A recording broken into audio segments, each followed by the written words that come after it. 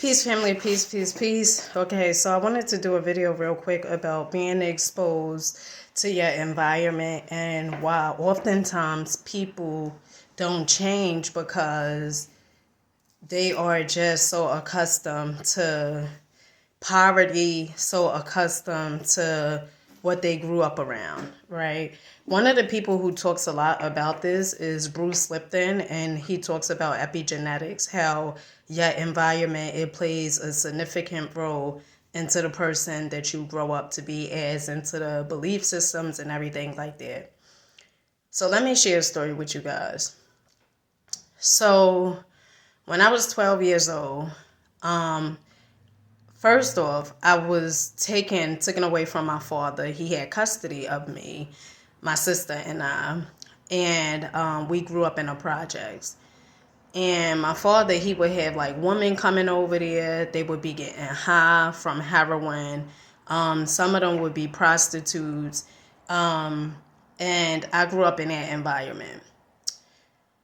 So when I was about 5 years old, I was taken away from my father, placed in a group home and then in a foster home.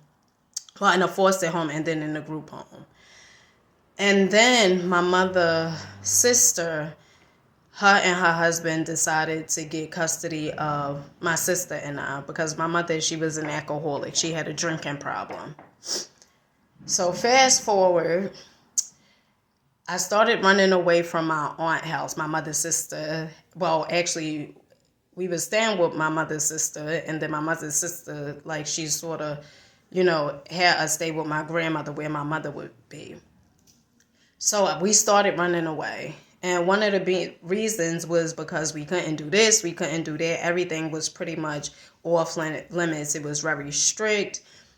And one of the things my aunt always would say was, I'm like this because of the way you grew up. And so 12 years old, right, I was getting arrested for selling drugs twice and then for breaking probation.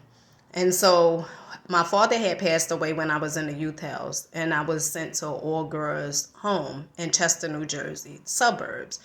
And it was all I knew up until that point was poverty. All I knew up until that point was drugs. I mean, me staying with my aunt and my mother's side, we was like kind of shunned from stuff like that. But me living in Chester gave me an outlook, and even also living with my aunt, because she would show us like, anything is possible, and her children